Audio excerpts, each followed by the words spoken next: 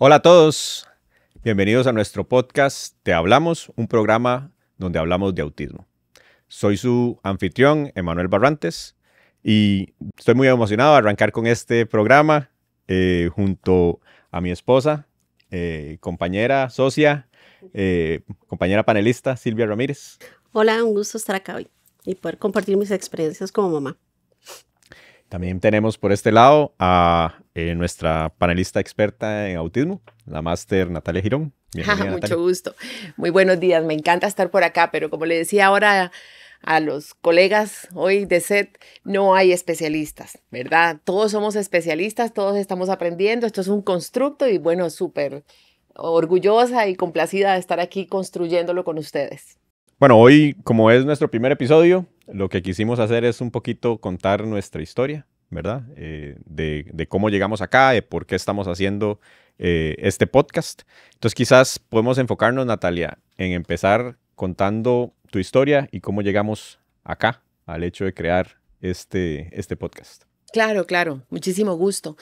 Bueno, básicamente yo inicié hace muchos años, ¿verdad? Estudiando educación especial. Trabajé mucho tiempo en aulas que se denominaban trastornos emocionales y de conducta y después me fui retirando del campo, ¿verdad?, del Ministerio de Educación Pública y comencé pues toda una institución o todo un proyecto, toda una fantasía privada, porque realmente era fantasía, de cómo colaborar, ¿verdad?, de cuáles eran los lineamientos para ver cambios.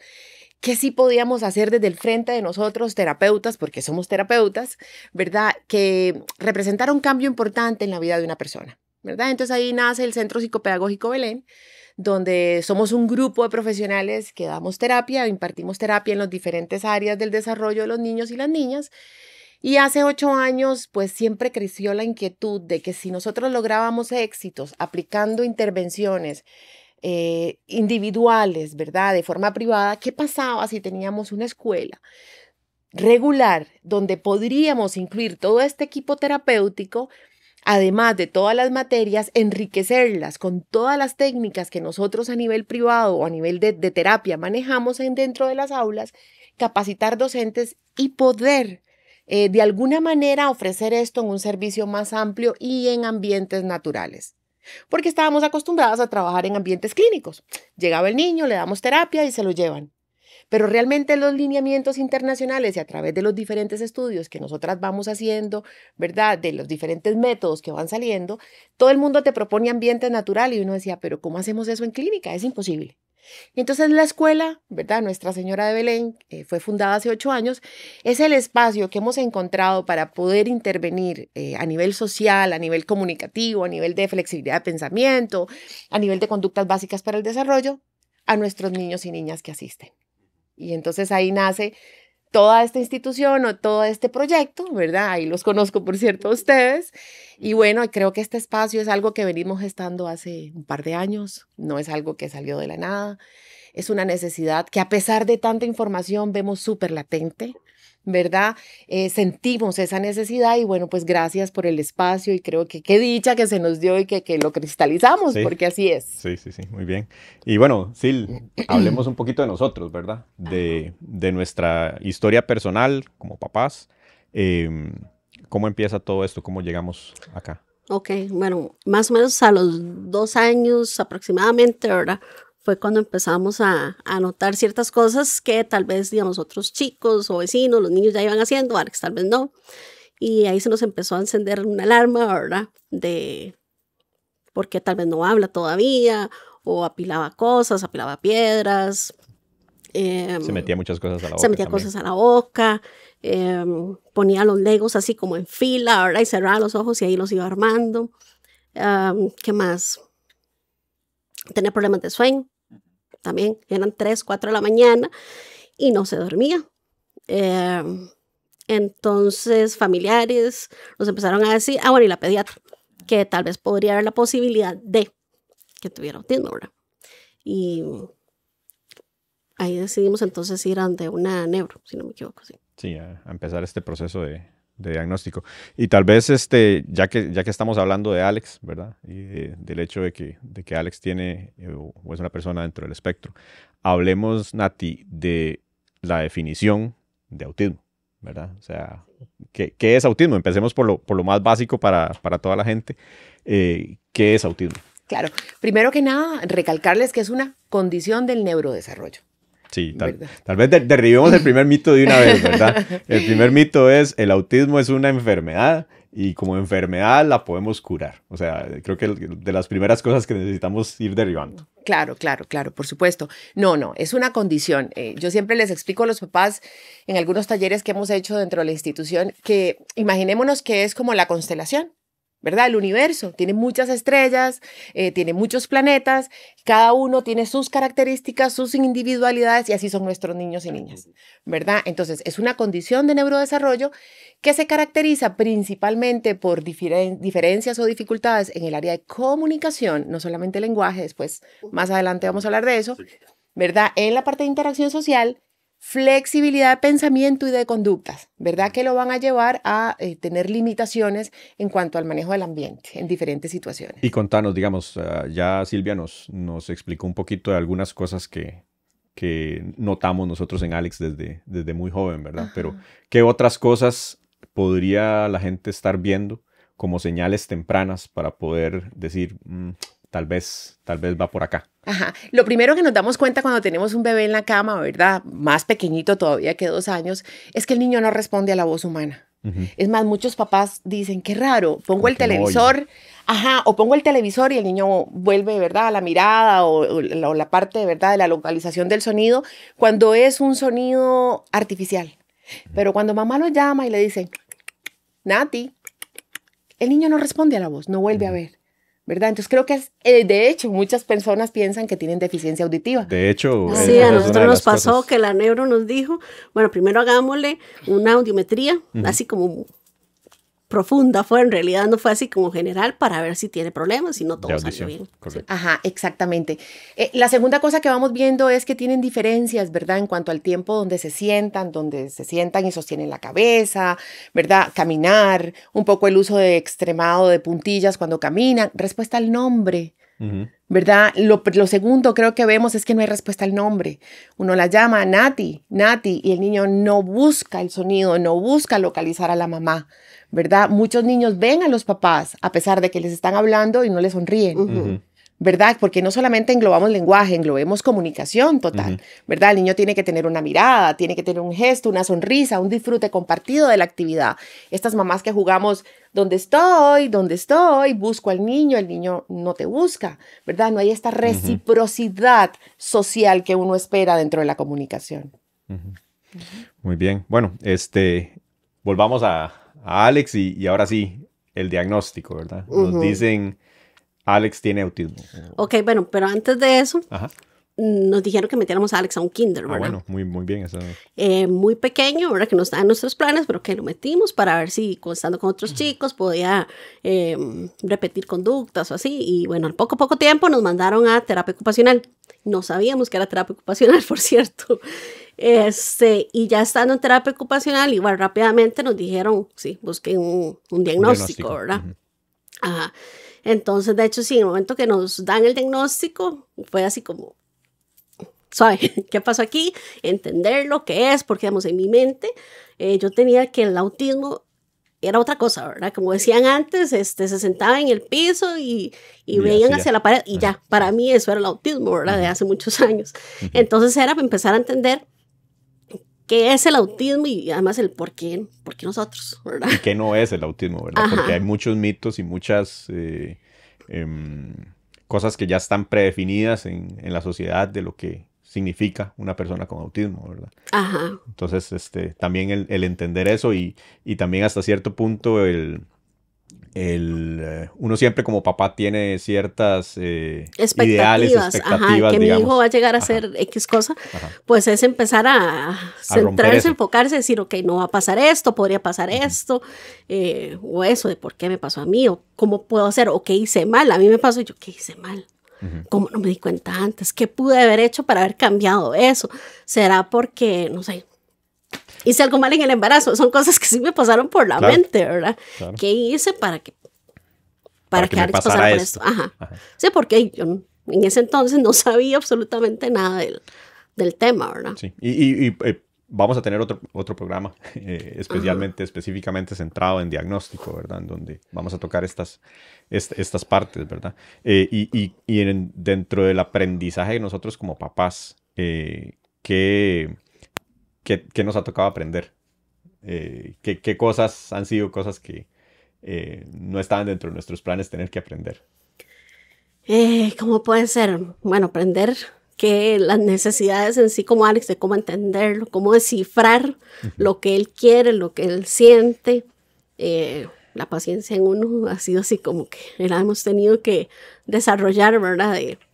Y hablemos un poquito de Alex, de cómo es Alex, ¿verdad? Tal vez los retos, las dificultades que tiene Alex, como para que la gente lo vaya conociendo un poquito. Yo creo que la dificultad en Alex, así tal vez la más marcada, podría ser el habla. Porque, bueno, Alex, a pesar de que al principio no decía ni mamá ni papá, ¿verdad? Luego, de por dicho, se entraron con las terapias muy temprano, ya empezó con más vocabulario de mamá, papá, agua, leche, pizza, pero era solo la palabra, ¿verdad? Y obviamente ya uno quería como que más, y que las frases, y en realidad yo creo que completar una frase ya empezó más grande, no recuerdo si 5 o 6 años, no sé. Y hasta la fecha ya él puede decir, yo quiero comer pizza, o vamos a jugar, vamos al mall, vamos afuera, o sea, ese tipo de frases. Todavía no hemos entablado una conversación como tal, pero digamos que ya el habla es una de las dificultades más marcadas en Alex, tal vez, ¿verdad? En la parte de ansiedad, Alex se muerde mucho las camisas, hacia el punto de romperlas, bueno, ya no tanto, pero sí fue un momento de que eran 2, 3 camisas al día que prácticamente había que botarlas, porque toda su energía o ansiedad, todo lo descargaba así, mordiendo las camisas, y también tiene el aleteo. Cuando está. Sí. Cuando está muy emocionado o ofuscado, entonces sí, él aletea mucho. ¿Y qué más? Sí, podríamos hablar también de, bueno, hay dificultades a nivel social. Que sí, no es necesariamente, o no está necesariamente interesado en esa parte. Sí, de hecho le gusta más interactuar con adultos que con niños. Sí. Y bueno, hablemos tal vez un poquito de derribar otro mito, ¿verdad? Bueno, hablemos de Alex también como persona, ¿verdad? No solamente dentro de las dificultades que tiene, pero características de Alex. Y aquí me gustaría derribar otro mito, ¿verdad? De que se habla de que las personas con autismo no expresan emociones o inclusive son poco cariñosos, ¿verdad? Derribemos un poquito ese mito. ¿Cómo es Alex desde una perspectiva más como persona y su personalidad? Ok. Alex en realidad sí es cariñoso a su manera, ¿verdad? Pero sí lo es. Incluso usted se puede decir, dame un abrazo, dame un beso, lo va a hacer. No es como que se va a quedar ahí todo el día, ¿verdad? Un fuerte abrazo, pero sí. Ni se lo va a dar a todo el mundo, pero... No, sí, pero no tiene problemas con ese tipo de contacto, ¿verdad? Le encantan las cosquillas. Le gustan muchísimo las cosquillas, así, que le hagan y que le hagan un punto como que ya. Yo creo que sí entiende a este momento lo que es estar triste o feliz, ¿verdad? Lo que es, yo creo que es muy empático, ¿verdad? No sé si será la palabra, ¿verdad? Muy fiel, muy leal, sí, a la gente, digamos. Nosotros también tenemos otra hija mayor de 18 años, ella no tiene autismo, pero digamos, él se asegura que siempre estemos todos. Si salimos de la casa, ok, ¿dónde está Nana? Que es como le dice, ¿dónde está Nana, papá, mamá? O si andamos con más personas, ¿dónde están todos? ¿Y dónde están los celulares de todos? Como que nos anda cuidando siempre. Si andamos en un paseo y ve que se pierde a alguien, como, ¿dónde está? Anda siempre como al pendiente de todos, ¿verdad? Entonces yo creo que eso es bonito. Y tal vez ya lo hablamos un poquito, pero, o lo tocaste un toquecito, pero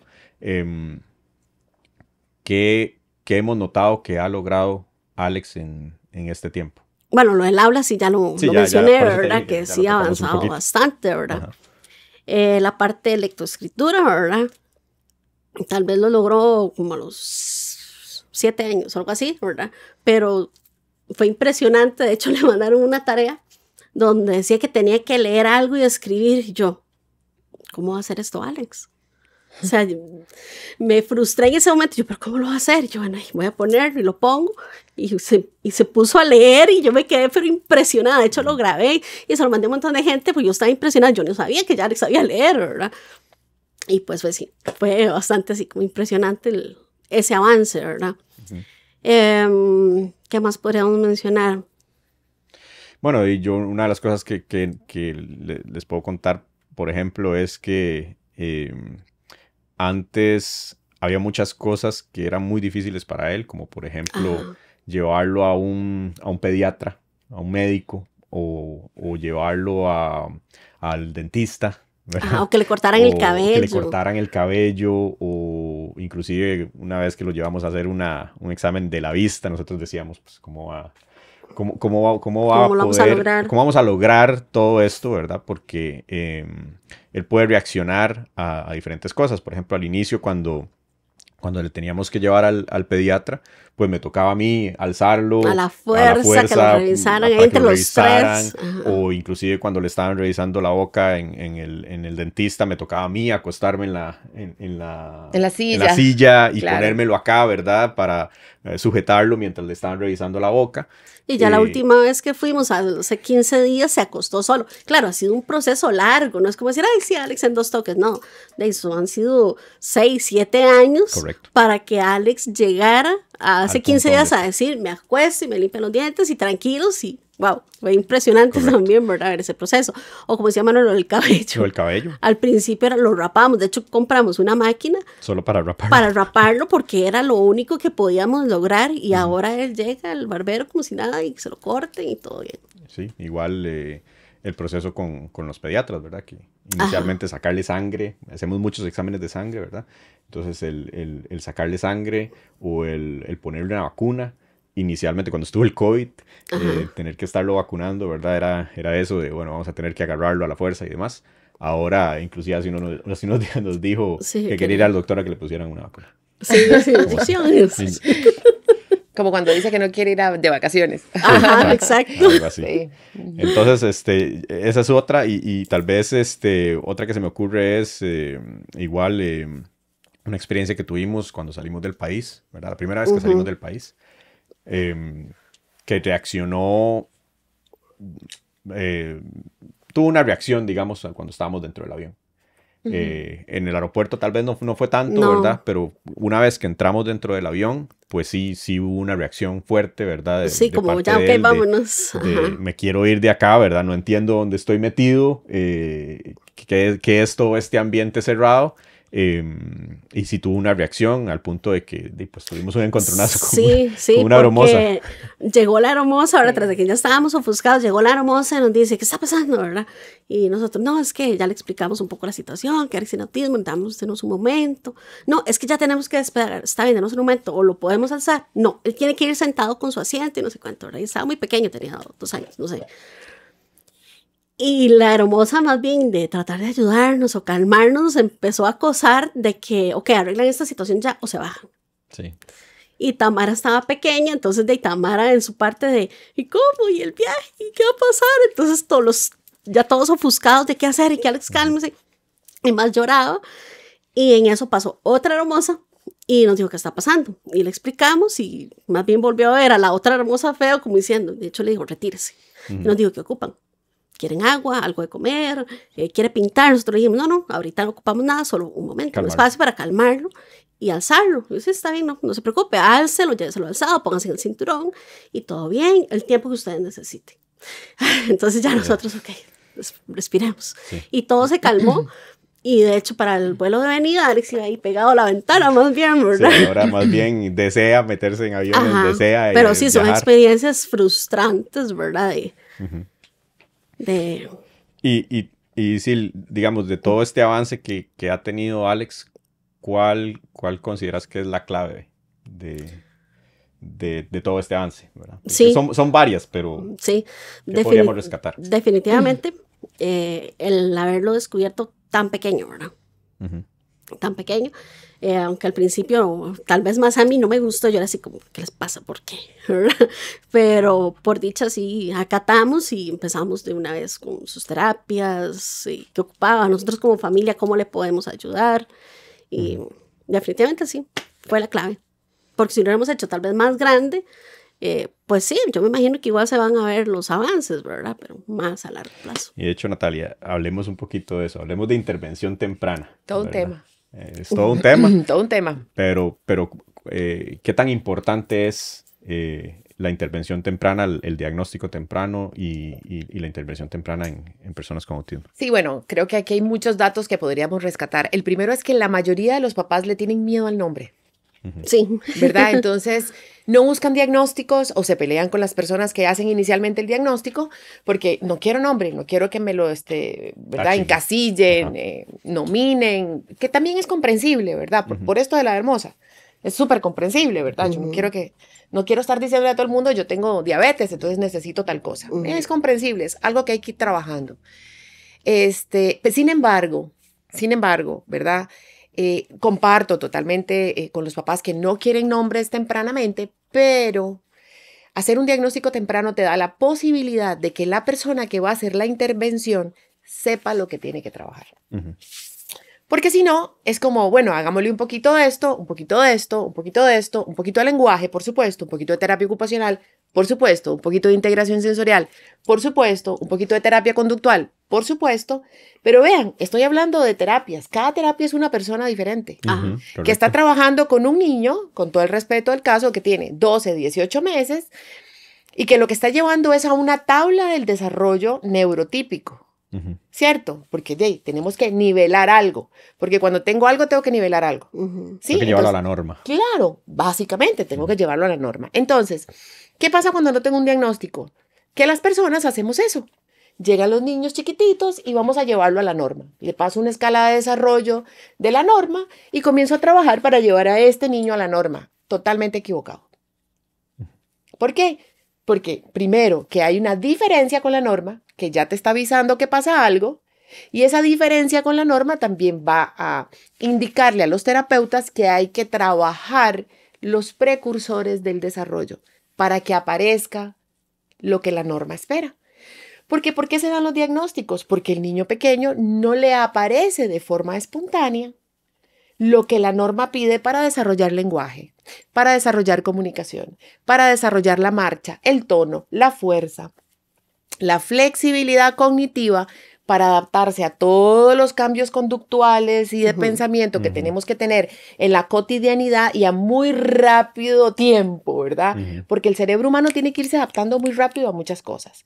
La intervención temprana y el diagnóstico temprano marca una diferencia en la evolución y en las habilidades de interacción social y de comunicación del niño, y ya tiene evidencia científica. Entonces, ahí es sumamente importante que haya un diagnóstico temprano, que ya existen pruebas, tablas, checklists, ¿verdad? Tabulaciones para medir conductas de este tipo y poder hacer un plan de intervención temprana que incluya desde todos los francos, ¿verdad?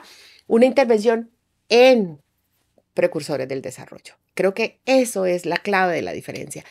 Y, perdón, ¿verdad? Lo más importante, no hay precursores del desarrollo a los 6 años, ya pasaron. Exacto. Ya no hay precursores. A los 5 años vamos a trabajar precursor de desarrollo, atención conjunta.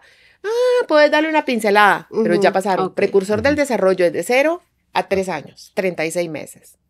¿Okay? Entonces, la intervención temprana es extremadamente importante. Alex comenzó, tenía 2 años, 24 meses, correcto, ¿verdad? Entonces, se pudo hacer una intervención, se pudo trabajar precursores del desarrollo y eso fue la almohada, el cimiento para las demás conductas que sí se han visto, ¿verdad? Evolucionar. De ahí que la importancia de este tema, digamos, de diagnóstico que vamos a tener próximamente, ¿verdad?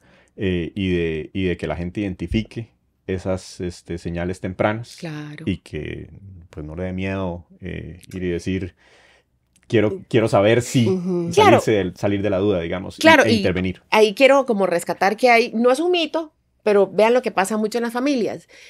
Es que Nati no habla. No, tranquila, porque es que yo hablé a los 7 años, ¿verdad? Y yo a los 5. Claro, es muy probable que así sea. ¿Sí? No necesariamente porque yo hablé a los 5, mi hijo va a hablar a los 5. ¿Verdad? No necesariamente. Entonces hay que tener un poquito de cuidado con ese tipo de comentarios. Porque sí, es cierto, los hijos se parecen en temperamento, en características a uno, porque es la verdad. pero los requerimientos sociales de lenguaje, de comunicación, de habilidades del desarrollo, que estamos en el 2024, 2025, 2026, no eran en 1972, 71, 70, ¿verdad? Entonces, antes se le daba más tiempo, pero antes no se le pedía tantas cosas a un ser humano tan temprano. Sí, claro. Sí. ¿Verdad? Y no tiene que ver con la institución educativa, tiene que ver con la sociedad. Y el estilo de vida que estamos El llevando estilo de ahorita. vida que estamos llevando. Ahora el estilo de vida es prontitud en todo, Ajá. ¿verdad? Se Entonces, aprende a leer y escribir desde los 5 ajá, años. no 4 años. podemos tener un pensamiento, ¿verdad? De 1970 o del siglo pasado, suena muy largo, pero no es tan largo, ¿verdad? De 1970 A ver. al 2024. Entonces tenemos que acudir a los centros de salud, tenemos que escuchar, ¿verdad? A los pediatras tienen que tener capacitación porque el primer franco es el pediatra, Ajá. Sí, de ¿verdad? hecho, O sea, pues. usted lleva al chiquito al Así. pediatra y a los 9 meses, 8 meses, 7 meses, el pediatra comienza a decirle al niño en clínica, una tortillita o a jugar con él a escondidas. El niño no responde, ya eso es una voz de alarma. No necesariamente para decir trastorno del espectro autista, pero sí para decir, aquí hay una diferencia que va a hacer, podría, porque aquí cabe la palabra podría, ¿sí? Podría ser una diferencia en lenguaje y esa diferencia va a ser una diferencia en cascada, porque el ser humano es una cascada de cosas.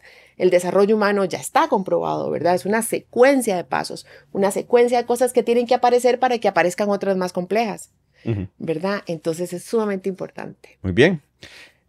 Sil, terminemos un poquito para volver tal vez al punto de por qué estamos acá.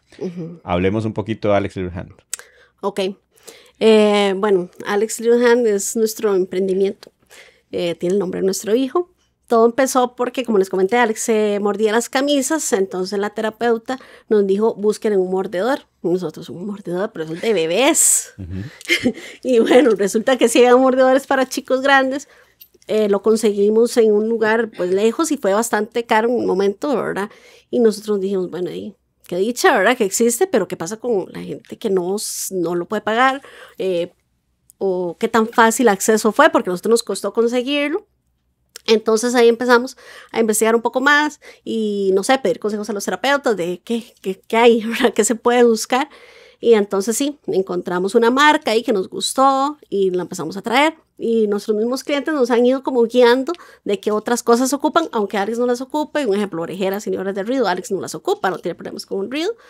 Pero sí, muchos otros niños, y ahí hemos ido metiendo apoyo educativo, cosas para la ansiedad, para el estrés, melatonina, para problemas de sueño.